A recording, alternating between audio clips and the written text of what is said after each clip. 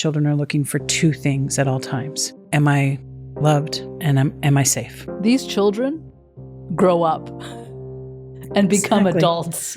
Exactly. Who then go off into workplaces. What does a trauma-informed workplace look like? You can teach a child to breathe, but if they don't have a relationship that helps them feel safe, it's going to be that much harder. But also with young children, it's about routines and predictability. If the children know what's going to happen next, if workers know what's going to happen next, that creates a sense of safety. If a child in moments of stress or duress cannot access their words, how do I connect with them?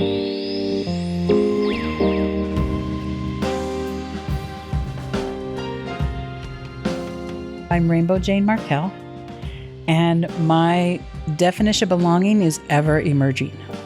That for me, belonging is a feeling I get when I have resonance or connection with others, and that I can be my complete and total self while also encouraging others to do the same.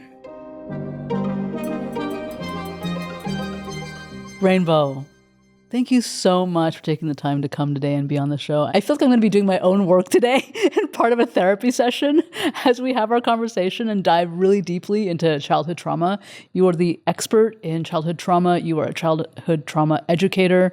You understand the nervous system. You understand how to regulate children. Mm-hmm. And you work with caregivers across California. Yes. And teaching them how to show up for all of the generations that are coming up for humanity.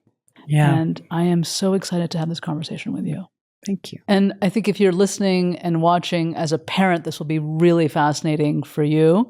And I will do my very best to tie this back to organizations and workplace culture as we have our conversation. Yeah. Yeah.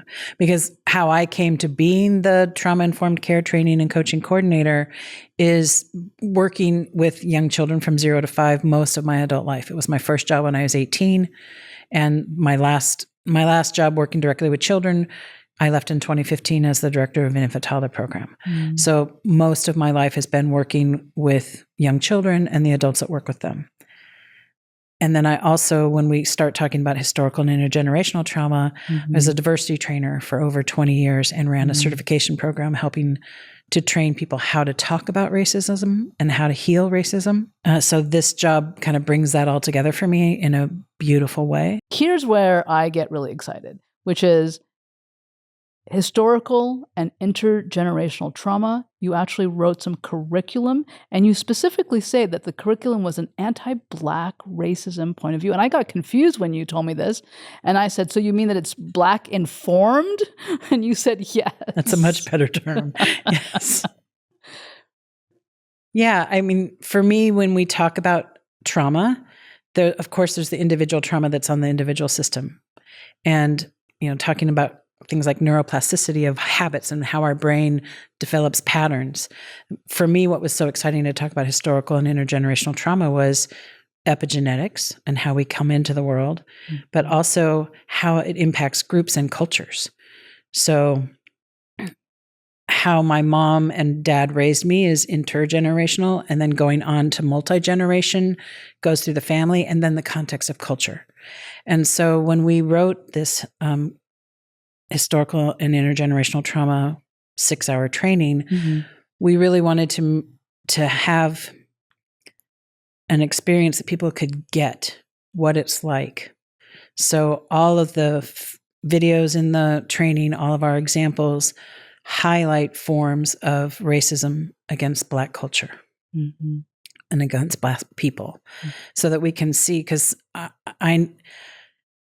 when I say the 3 parts of my job that I love is when I wasn't working with children all of my life, I was a diversity educator and worked at a organization where we did unlearning racism workshops. So finding that piece of working with childcare providers to understand racism, understand what some preconceived notions can be about is really compelling, because I think that's going to make a huge difference when we actually see. And I feel like we've had parallel or divergent conversations. As a white woman, I can see how if I don't interact with people of color or BIPOC folks, and I talk only to other white people and we say things like, I don't see color, and it's not challenged, we think, oh, that works. Right. And then when we get into a community or into a meeting or to an organization, when someone says, I want you to see my color, Of course. first I feel shame, so I might go into my trauma brain.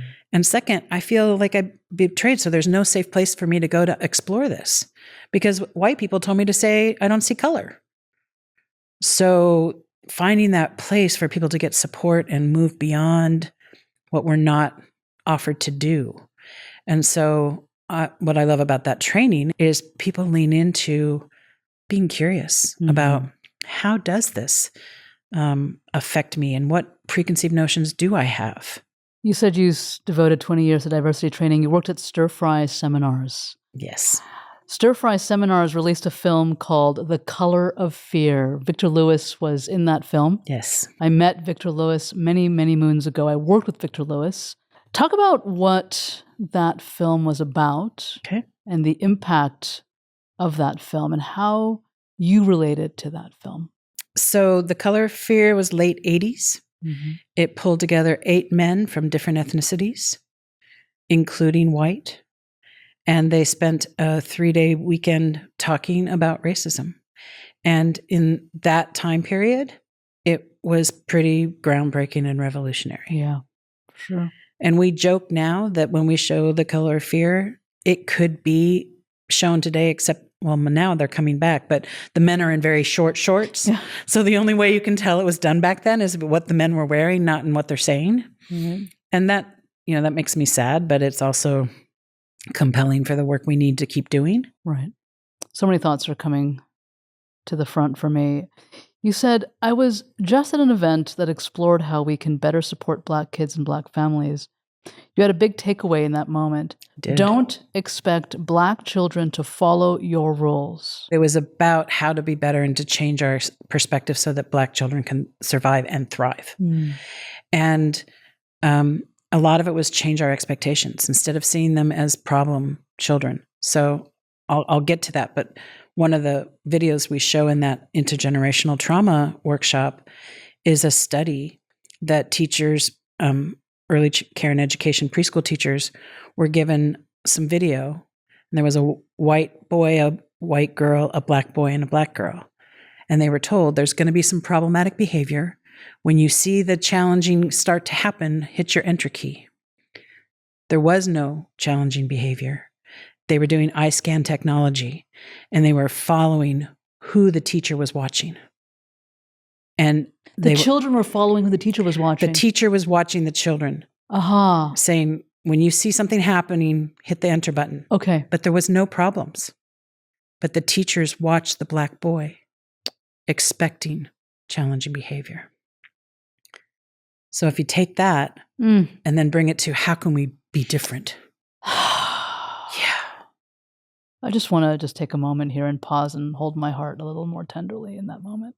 Yeah, it's hard. Yeah, please continue. It's hard to hear. It really, really is hard to hear. And what I fear is people take a break and they don't come back to it. So I push myself to keep going to these trainings, keep going to what's there, learn more so that I can do different. And in this training, they talked about, don't expect Black boys to sit quietly in circle. A lot of them learn different because of epigenetics, because of the trauma they're experiencing. Their bodies experience life differently. Yeah. So if we have this one rule of you must sit on your, in circle time or you must do this, that's setting up a lot of different children for failure. Right. And the aha moment I had, or the story that I took away from that, is she was sharing that she was reading a bedtime story to her 4-year-old. So she was expecting him to be quiet, to slow down, to look at the pictures with her. And he got up and went across the room and started playing with his toys. She said, no, wait, we're reading a story. Come look at the pictures with me. And he's like, I'm listening, Mom. I've got it. I'm listening. But he was doing while he was listening. Yeah. And that's what he needed. Now, what we miss if we say, no, come listen to the story. That she honored his learning and he played while she read the story. That's so beautiful. Reza Menachem, who's the author of My Grandmother's Hands. My Grandmother's Hands, but also Quaking in America. Yes. Right? talks about how Black babies born in America have 3 times more cortisol than non-Black babies. Yes. There's an article that came out that Black communities that have more Black doctors live longer than communities that have less Black doctors, even if they don't go visit the doctors. Right. Now, why this is really important is because bodies that are mirrored in the world move into a place of calm with their nervous system. Bodies that are not mirrored in the world move into a place of panic. Mm-hmm. And this is the science behind representation matters. Right. Resonant also talks about how when bodies are conditioned to violence, safety can actually be a threat. It's different. Talk a little bit about what's coming up for you as I share all of these things. You have so much history, so much background, so much expertise to share. Well, it makes me think of a handout that we share that kind of looks at some of the roots of some of that. And because I'm always trying to unpack racism at different ages and generations so that we can start to interrupt it at different places. Yeah, well, I love that. And the title of it is They're Never Too Young, and it states like 6 or 7 researches that state things like a young baby at the age of 3 months starts showing a different reaction. If they're not around people of different ethnicities, different colors, they start showing a preference for who's mirrored for them. Mm-hmm. Oh, wow. Yeah. And it has research geared at infants and 1, 3, 6, 5-year-olds, that at 3-year-olds, children are already deciding if you can be my friend based on your skin color. I went to, oh my gosh, this is bringing up a memory that I'm just so emotional. I went to a Hindu temple years ago up in Livermore, and I was with some friends, and they had a young boy. I think he was 6 at the time. And at one point we were meditating, we're sitting on the floor, it was packed, it was a packed house. The little boy crawled up to me and whispered, "Rajkumari, why is everyone brown here?" And I said, "Because they're Indian." Oh. And then he crawled back and kept meditating. Right. That was it. That's all he needed to know. Right. That was it. And it was so cute. Like that he noticed that he needed clarification. Yeah. He got it and he moved on. Yeah. That was it. Right. And that makes me think of all the children that they approach an adult or a caregiver or someone that they trust that freezes. Yeah. And that doesn't give a response or says, they're not around, everything's okay. Like whatever it is, even the panic in the voice. Yes. Right? Yes. If my eyebrows go down, I'm telling you, don't ask those questions. Right. Exactly. Whereas if I just spend a moment to answer your question. Everyone's Indian here. I mean, what can I say? We're in a facts Hindu are temple. facts. Children are looking for 2 things at all times of am I loved and am I safe? Yeah. In talking about trauma with children, the thing we say over and over and over again is children need to feel safe. Yeah. So to break it down that we come into the world needing those 2 things really helps people that are working with young children to understand that it's an okay thing to need. It's vital to provide safety for children. Mm-hmm. And it helps shift that focus because a lot of times we want children to problem solve and be in their problem solving brain. And we say things like, use your words, which when children are not feeling safe or not feeling loved, they can't access their words. So this is such an interesting thing. This is actually so many different fireworks are going off in my brain right now.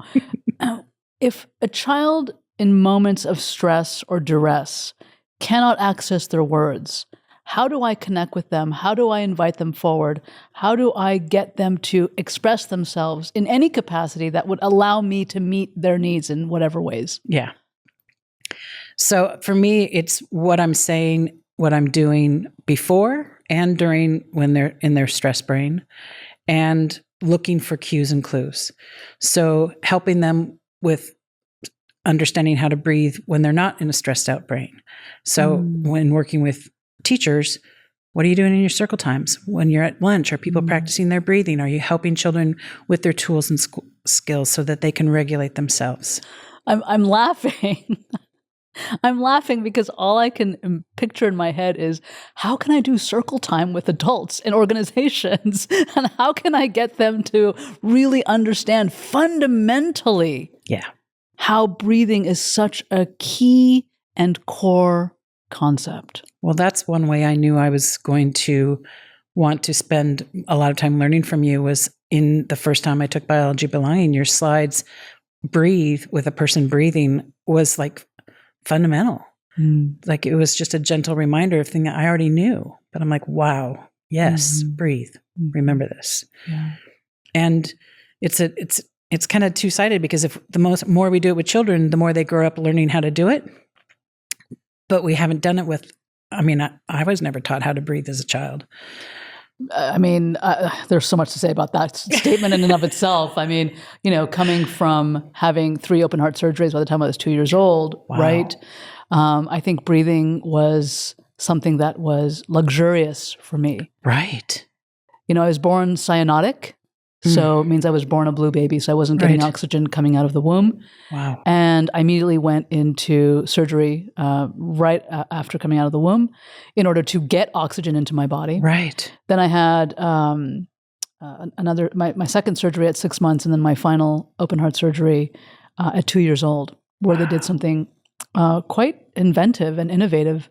And I was very fortunate to have such an incredibly successful experience. Because of all of that trauma as a child. I was just going to say that's a lot of trauma before too. I didn't learn to breathe diaphragmatically until maybe 10 years ago. Wow. Yeah, I would say similarly that, I didn't have that early ahead of a trauma, although I grew up believing my mom loved me, but that she didn't like me. Oh, wow. And oh my goodness, my heart just broke listening. It's hard to say, but and from my perspective, it came from being the fat child that no one wanted to be around, being queer, being all kinds of things. I thought I was just something my mom couldn't like. But as a mother, she had to love me. And I didn't unpack that until my late 40s, early 50s, because other facts that were out there, but I hadn't internalized, didn't breathe, didn't do a lot of self-care.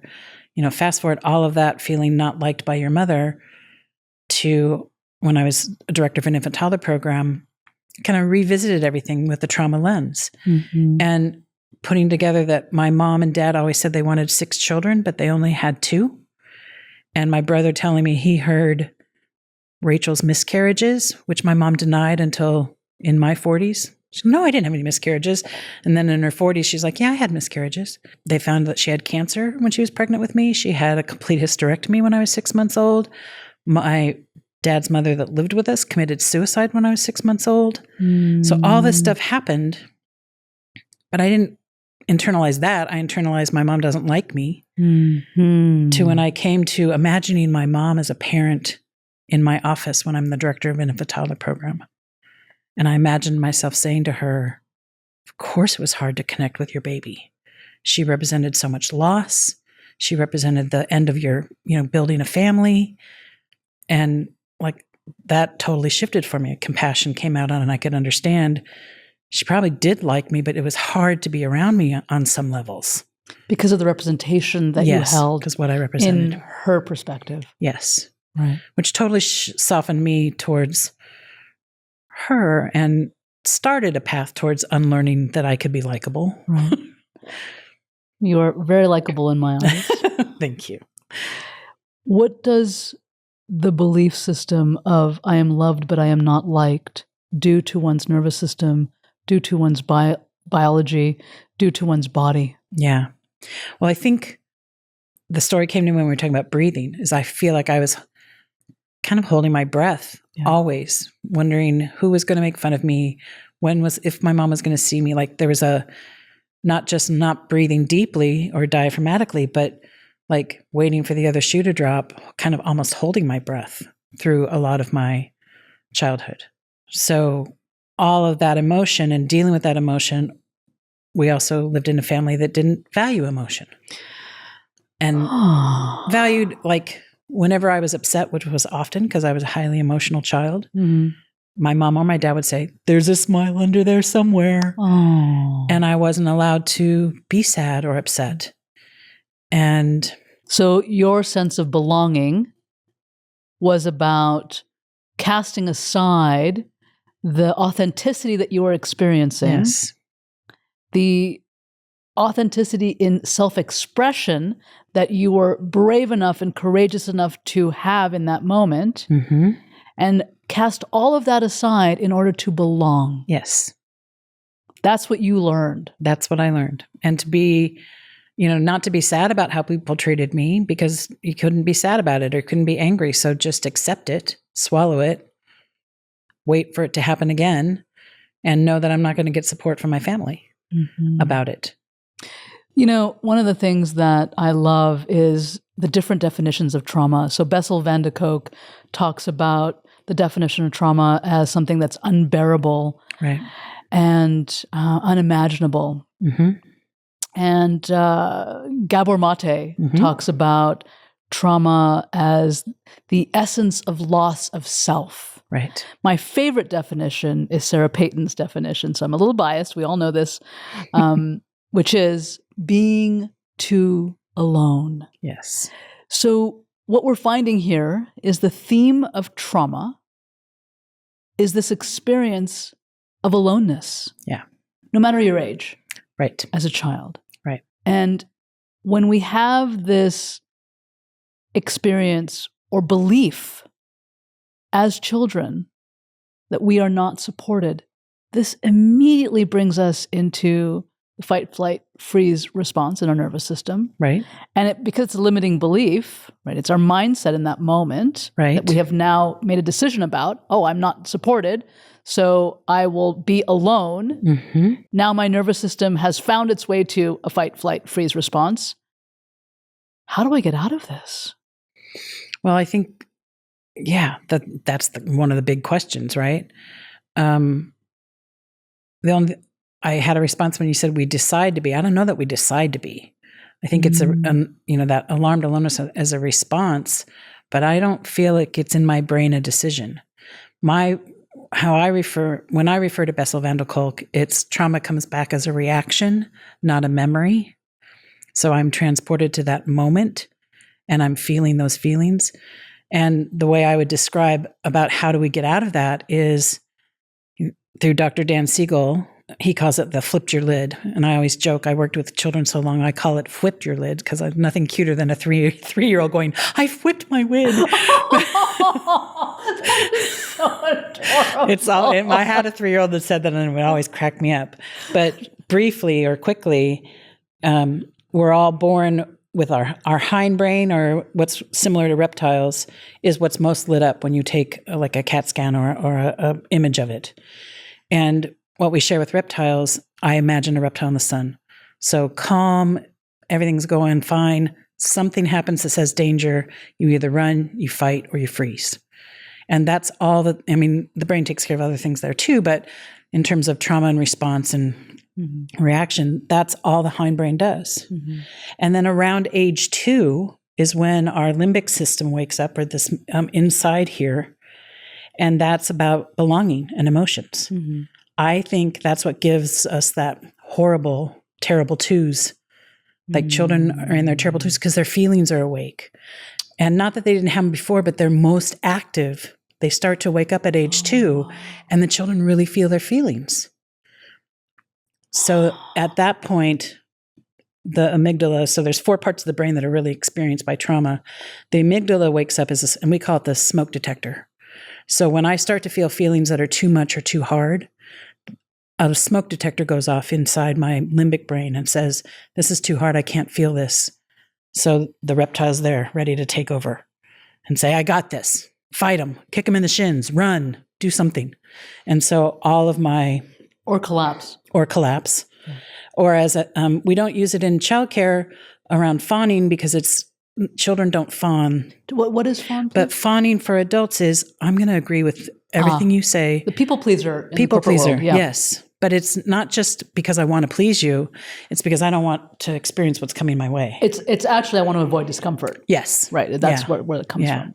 So that's the relationship between that. Now, the prefrontal cortex, where as teachers, as CEOs, as everyone, we want people to be, is where we can problem solve, where we can think, where we can be critical, where we can be creative. Right. That's not fully formed till about age 25.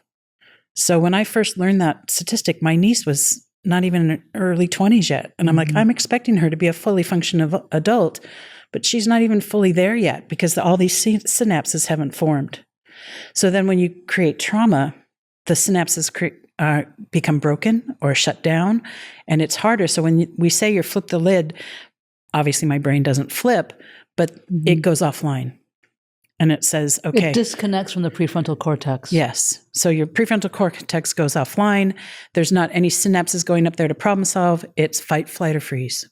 And so does that put me in a looped trauma experience where I can't actually think rationally because now I'm experiencing everything as a potential to cause harm? I would even say that using this theory with Bessel-van der Kolk's, it's reaction out of memory, you're actually in that moment of trauma. So however long, decades, it could be, until something happens that helps that amygdala. When our smoke detectors go off, we fan it, something. And with trauma with children specifically, helping them to feel safe, using a softer voice, helping them understand. I was kidded once that I had to mute folks, and I used trauma language with my dogs that you're safe with me here now. I'm going to protect you. That ambulance was going to help someone else. I'm here for you now. And just kind of any way you can communicate to them that they're here with you and that safety. And relationships, it's all we say every day in my work, it's all about relationships, but relationships. And then once the smoke detector is turned off, and with children, we say, look for the emotions. Because I saw a video once of a 4-year-old was throwing chairs around and people were commenting on social media, that child's out of control, that she needs to be punished. And my first thought was, she's in a trauma response. So helping her feel safe and then getting to the emotions. When she can tell the story, that's what brings the prefrontal cortex back online. Okay. I have so many thoughts here. So many tendrils are coming up for me. I knew this was going to be such an amazing conversation for me. So this is bringing up so many things. This is bringing up hustle culture. Mm-hmm. This is bringing ways in which we, start companies. This is also bringing up scaling an organization and the need to really step towards scaling through this urgency tenet. This also reminds me of how when new hires begin in organizations, there's a lot of figure it out on your own. Right. Good luck. I remember being at Facebook and walking around with the laptop with all the acronyms page on the wiki page open so that I could understand what the heck was happening in the conversation. Right. Right. So the way that we shift out of this is to take a deep breath, actually, because the deep breath will connect us back to our bodies. Yes. We talk about breathing in terms of it being the accelerator and the brakes of our parasympathetic nervous system. So when we teach breathing to adults and to children, we teach a lot of different kinds of breathings. We teach a lot of mindful moments so people can do what works for them. But we always make sure we cover a breathing technique where you blow out longer than you breathe in. And share why that's important because those are the brakes of your nervous system. So if I'm going into panic mode or stress mode or trauma mode, I'm telling my body it's okay, slow down. It's safe enough to breathe here. Right. Every time I breathe out longer than I'm breathing in. Right. So what Rainbow's talking about here, and please correct me if I misspeak, is that first of all, the exhale activates the vagus nerve. Right. And the vagus nerve is where we negotiate being online and connected, calm, present, or we start to have this experience of being triggered in some capacity, Right. and we find ourselves in a danger or life-threatening situation, even if it's in a meeting and we're getting interrupted, kind of a thing. Right. And when we exhale longer, even having our lips pursed in a whistle stance, that actually artificially activates the vagus nerve in order to get us back to that rest and digest parasympathetic state. And this story keeps coming up from when you said, how do I transplant this to corporate America and circle time? The story I often tell around here is how we model it. And I don't know if this is how this is going to translate to corporate America, but this is when I was still kind of learning a lot of this and learning the connection with the brain and trauma. I was having a hard day, and children were just being children in the sandbox. Mm-hmm. But I was getting upset and I was wanting to control. And I was enough regulated to go, something's up, Rainbow, because you want to yell at these kids and they're not doing anything. Mm-hmm. So I just kind of leaned against the wall and I put my hand on my belly and I took a couple deep breaths. Nice. And one of the 4-year-olds came over and said, Rainbow, what are you doing? And I basically told him I was getting upset. I didn't see anything to get upset. So I know that breathing helps me. And he kind of rolled his eyes like, Rainbow's so weird for a 4-year-old. Got put in my place by a 4-year-old. And you don't always get this gift, but several hours later, I look over and he's leaning on the wall and he's got his hand on his belly and he's taking these deep breaths. And he's like, I was getting upset, Rainbow. And I did what you did. So that's one of the reasons I love working with children is you so often get that immediate feedback of what you're doing, which is harder when you're working with adults. I have to deviate here a little bit and share a tangential story. When I ran my very first boot camp back in 2016 or 17, Wells Fargo had graciously donated their boardroom at 333 Market in San Francisco, their annex training building. And at one point, we decided to have, I think it was week maybe 5 or 6 or 7, because the boot camps are 12 weeks long, to have children come in as guest speakers and speak to 14 executives on leadership. So we bring in these 4 wonderful young girls. I think they were 6 and 7 years old, all 4 of them. And they were very chatty before we went into the room, in the boardroom. And then they got very quiet once in the boardroom facing all the executives. And so they were going to be there for an hour, or maybe it was half an hour. And the executives got to ask them any question and they got to answer any way they wanted. Like they were the experts. Wow. Every single answer came back to some variation of the following: just hug it out. Just hug it out. Yeah. Fast forward 3 weeks, there is conflict between 2 executives, and they are going at it at the board, in the boardroom, at the board table, which is very wide, across the table with each other. Wow. And this goes on for a while, and I'm facilitating and kind of helping to unpack, unearth. And they get to a place of resolution on their own, and it comes kind of to its own reparative state. And then it gets really awkward, right? It's like, okay, so now we finally agree, we're repaired. What do we do? Yeah, what do we do? So I say, stand up and hug it out. And they did. They walked to the end of the table so they could actually reach each other. I'm getting emotional. And they broke down crying in each other's arms. And they have become friends since that moment. Those are the kind of stories I wish we could tell more often, because if you're conflict avoidant or you're worried about upsetting someone, so much of the time relationships are built through conflict as well. And what I didn't hear in the 6 and 7-year-olds answer is hug it out with someone you feel safe with, or someone that you, like if someone just came up to me and said, do you want a hug? I would say no, but if I had a relationship and they built more of a relationship in that conflict across the table so that they could hug it out, like if you'd said hug it out when they were first upset, may not have worked as well, right? Correct. You have to build that relationship. Yeah. Yeah, I think hug it out works all the time. Kind of going way back to when I talked about growing up feeling not liked. One of the major shifts in my life was my first job in 78 was at a childcare center. And before we could problem solve with them or give guidance, I mean, if there was physical harm about to happen, we stopped it. But if there was anything else happen, we had to connect. with them. We had to tell them what we thought they were thinking or feeling, what they wanted. And one of the philosophical tenets was children need to feel their whole range of emotions so they know how to handle them when they're adults. And I felt like I have found my salvation. Like I could feel my feelings as an adult because they could feel their feelings.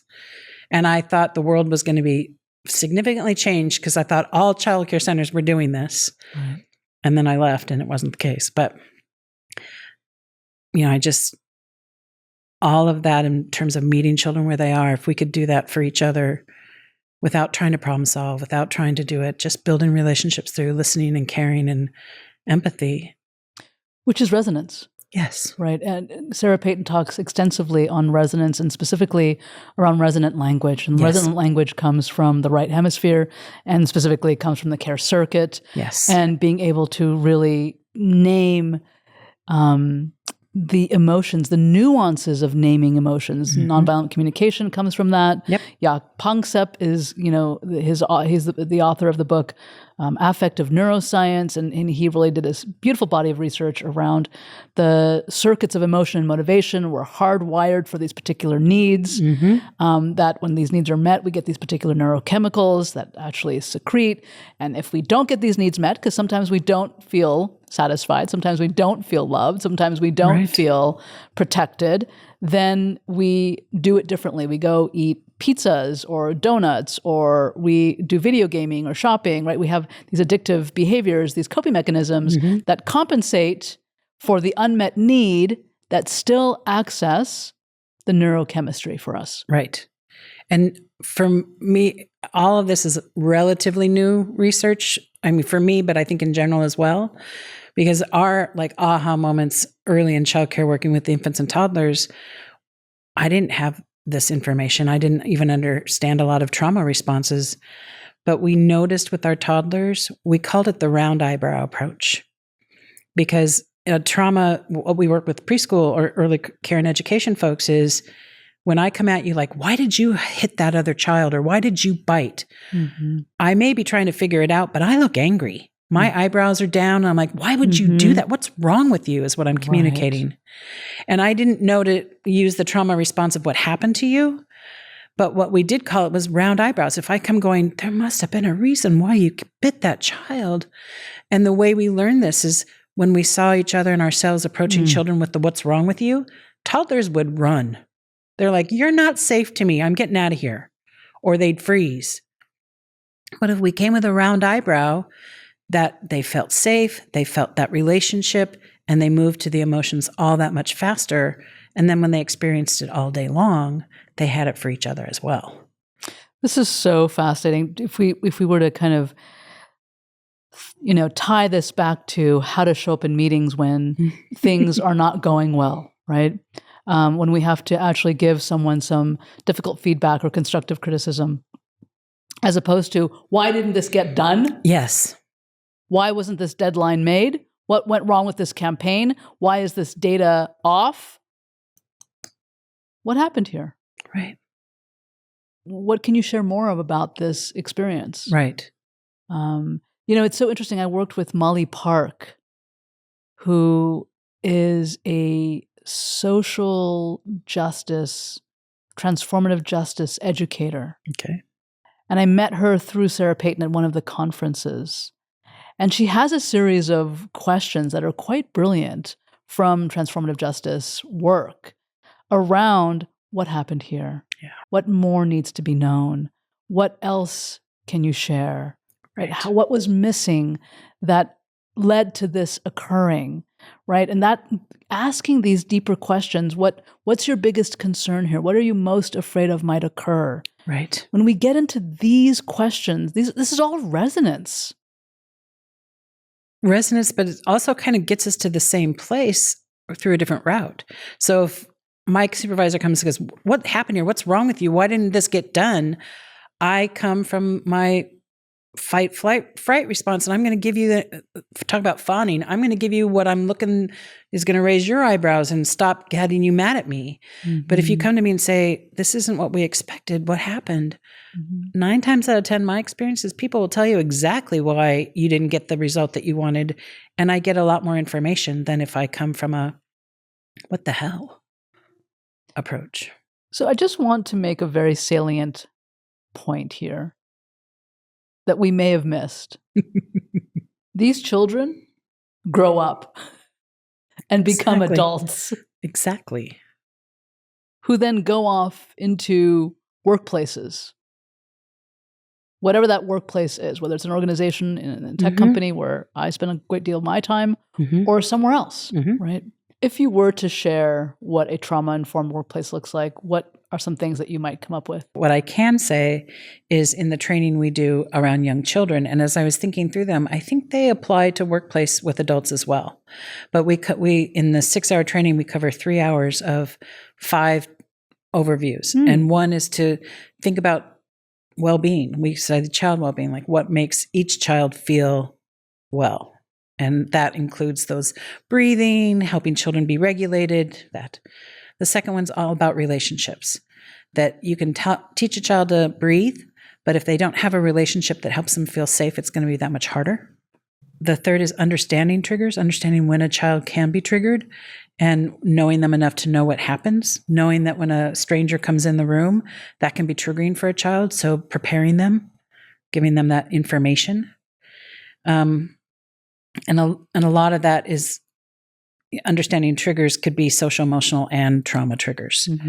Because in ECE, early care and education, we talk a lot about social, emotional. That's the 5th one. But the 4th one is really looking at our environment. And this is where I think it can translate to organizations as well as childcare. But that is, how is the room set up? So the things that come to your mind when you say environment, but also with young children, it's about routines and predictability. So if the children know what's going to happen next, if workers know what's going to happen next, that creates a sense of safety and the predictability of, I go to trainings all the time and people will say, we're going to end earlier. We're going to take a break now. When I go with predictability, if they say, we're going to take a break around 11, then I know that it's coming and I can predict something. I can relax. I don't have to worry, like, when am I going to go to the bathroom? Right? So with children, predictability really helps them understand there's a lot of things we do about visual schedules. We have pictures of what they do all day. And there's always that one child that can't go from the activity to activity without some sort of, predictability for them is they get to go turn that picture over. If we're done with art, we're going to go into lunch. So something that they know what's coming their way, as opposed to, and we do this to young children all the time. Come on, let's go. I see that in childcare. Parents come or caregivers come to pick up their child and they're like, okay, let's go. And then they get into a conversation and the child's like, okay, well, I'm going to play. And then they go, come on, I said, let's go. That's not predictable. But if I say, I'm going to give you 5 minutes, there's a timer that goes off. They know that they've got 5 minutes. Then they can predict what they need and what they're going to do. I had this lesson show up for me just a few months ago, actually, quite sweetly. I was delivering Understanding Humans at work in one of my companies that I consult with. And one of the attendees asked if I could share the handout at the beginning of the session as opposed to right before the breakout, so that attendee would have time to review it ahead of time. And then that actually ruffled my feathers in a really big way, because I was like, I don't want you to know what we're going to do. I want you to, surprise it on you and really have you kind of get immersed in it. And then I realized after the attendees shared that they were on the ASD spectrum, that it was really important that they had it ahead of time. And in fact, could they have all the handouts ahead, now, so they can review them as the weeks went by. So I made an exception, but it was very challenging for my very stubborn Taurian way of doing it my way. Right. And yet I learned something. So it was a very humbling experience, actually. Yeah. And some children don't need predictability. And that goes back to everything's individual. And just to complete the 5 things that we talked about, after understanding triggers and environments, is social emotional literacy. That if children can know and name their emotions, then that's half the battle. But also sensations, because trauma is stored in the body in terms of a sensation. We don't go to our brain and go, I remember that time that I was traumatized. It comes up in our bodies. So helping children name, it's like a fire in my belly or whatever. So that's the 5th one of really knowing that, because if something's not predictable, they can come back to talk about how that affects them. I love this so much. A great way to translate know and name is using Chris Voss's book, Never Split the Difference, around tactical empathy, right? So tactical empathy is about noticing, naming, and acting, moving into a way to create purpose or action. But having that vocabulary and that mastery around being able to notice what you're experiencing, whether it's a sensation, a feeling, or an emotion, then actually naming it, whether it's a feeling, sensation, or emotion, and then doing something about it, whether it's stretching, whether it's listening to music, whether it's drinking a warm cup of tea. It doesn't matter what it is, but actually creating some kind of momentum or movement toward that. Exactly. For the release. Yes, for the release part. And with children, naming it can be a part of the release. And when I do the trainings, I'm training adults to work with adults. Over the 3-day training, so many times people come back and go, I've never thought about sensation. My family is like, what's wrong with you? Because I started talking about sensations all night long because it's so new to me, but I can see how it would make such a difference with my children. I just saw a video on TikTok this morning that talked about helping to release anxiety. One thing to do is to hug yourself and sway back and forth. One way to release anger is to take a pillow and as you're holding and hugging the pillow, to squeeze it. Yeah. So it creates a pressure sensation. Proprioceptive is what we teach. Proprioception, of course. Yeah, I love that. Yeah. So I just thought that was really interesting. I hadn't put those pieces together. When we help children or adults talk about helping children with vestibular, children that are bouncing and squirreling are working on their balance up to age 7. Right. Exactly. And the things that you can do to help children with their vestibular trauma is the things we do with babies. Which rock, sway, bounce, put in a stroller and walk outside. All the things that we do to calm babies are what help children and adults with our vestibular. I love that. That's awesome. Last question. What would you want to have different in the world, Rainbow? Well, one of my early mentors in that childcare that I worked at in 1978, that we really valued children's feelings. The director, the leader, had this feeling of, I don't need to work with you as an adult. You're already damaged. I'm going to be here for the children. And it caused that kind of alarmness in me of like, I mean, she yelled at me at a retreat about how I handled a situation before we even learned the philosophy. And then people came back to me and said, don't listen, she cares, but she's really here for the children, and had it explained. And she turned out being someone that really valued and took care of me. But initially it was like, what the hell? But it also framed a part of me as like, of course I work with adults. That's what my whole job is now, is working with adults. But if we really want to make a long-lasting difference, it's really about valuing children and helping them see the world from a safer, because I don't think we can necessarily make it safe, especially as a white woman. I can't make it safe for anyone. I can be safer and I can stay in the room if I hurt someone's feelings or do a microaggression. So having that definition of safer for our children, and to value and to help them learn how to feel their emotions and take care of themselves, then a lot of this is going to be solved in 20 years. It's learning a new language. Yep. Children should learn to feel their full range of emotions so they know how to feel them as adults. And I've added to that, should learn to have their full range of emotions and feel safe. And that then changes how we approach all kinds of social dilemmas. It changes how we are in organizations. Yeah. A few years ago, before the pandemic, I was on a walk near where I lived, and There's a little child in the pathway throwing a tantrum, and both parents were there. They were crouched on the floor. I don't remember what the gender of the child was with the child, and they were just very sweetly speaking to the child. And I just had to stop and say what I said. I said, "Thank you so much. This is one less adult I will need to coach." Exactly. I mean, I joke on the other end because for ECE, it's a bias of mine. I think a lot of us came. What's ECE? Early care and education. So children or adults that work with children 0 to 5. Mm-hmm.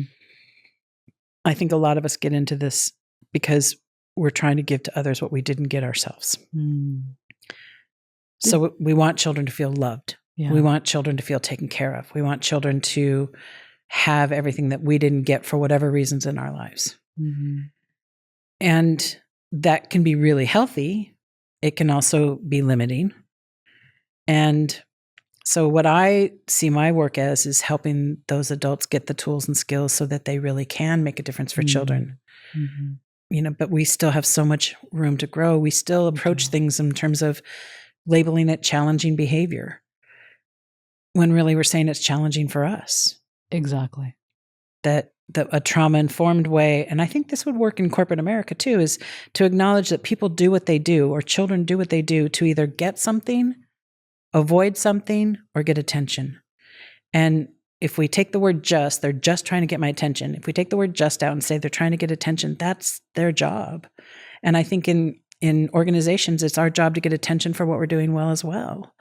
So if I'm coming with those round eyebrows of what are you trying to avoid or what are you trying to get, then I get different answers than if I look at product or if I look at timelines or if I look at individuality, then that's bottom line. Yeah. Those are all things that get approached differently when I feel like I can be my whole self. Rainbow, thank you so much for your insight, your perspicacity, your brilliance, your wisdom. Such an honor to have you on the show. And of course, love talking about this topic with you in so many different ways. Yes. You said once that you're the nerd that loves talking about trauma. And I'm like, I'm that nerd too. So that's awesome. Thank you. Thank you.